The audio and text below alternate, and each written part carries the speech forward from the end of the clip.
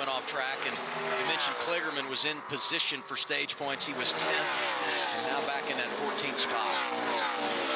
Sometimes when I watch these Xfinity races at road courses, it makes me think about rental go-karts, Jamie. You can go in there, slam, throw it in. No consequence, right? What do you mean rental go-karts? Just rental cars, period, yeah, right? I'll drive it in there. It's a rental. 3 Gibbs cars inside the top 5, but Chandler Smith, the last of those, has company late in the stage from Shane Van Gisbergen. It's incredible to me that the 97, first off, that tire stopped rubbing, but man, the damage to his car and that he's still able to run really good lap times.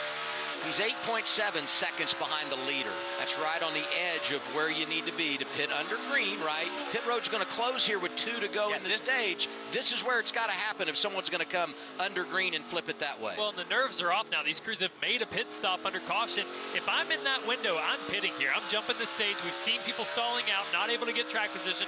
I know it didn't work out for Shane Van Gisbergen, but we have that data to know how far back he was. I'm going for it. And they elect not to do that here. Pits have closed with 2 to go in the stage. So the only one to play the pit road games and pit under green today, stage 1 or stage 2, was Van Gisbergen in stage 1. Worked for him there, doesn't do it here. And Justin Allgaier out front by nearly 2 seconds, going to try and get the stage sweep for a 3rd consecutive race. He was one of our pre-race favorites, just like this guy, the 00 of Cole Custer, 4th right now, Amanda.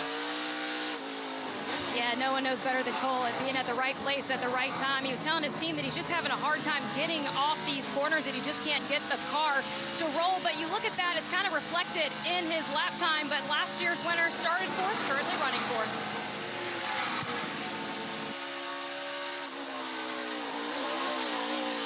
The one thing about when we come to a road course too, you can explain to your crew chief what you're fighting, but you're so limited on the pit stops because typically, unless you're fighting, a handling characteristic that's different to the left and the right, it's hard to make a change with wedge, and really you're just changing air pressure, trying to help with grip overall.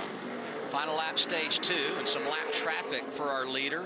Allgaier going around, or trying to go around the 5 of Anthony Alfredo, and as he deals with him, 18 of Sheldon Creed starting to creep back into the picture.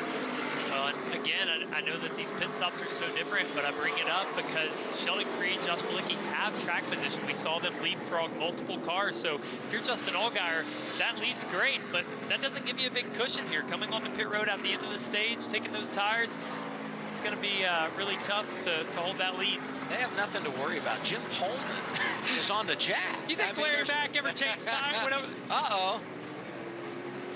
Matt DiBenedetto. Yeah, Matt DiBenedetto stopped on track. You stay green for now.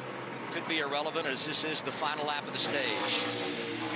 Allgaier getting by Alfredo, heading down to turns 10, 11, and 12 for the final time in stage 2. There's the caution, and Allgaier can now cruise.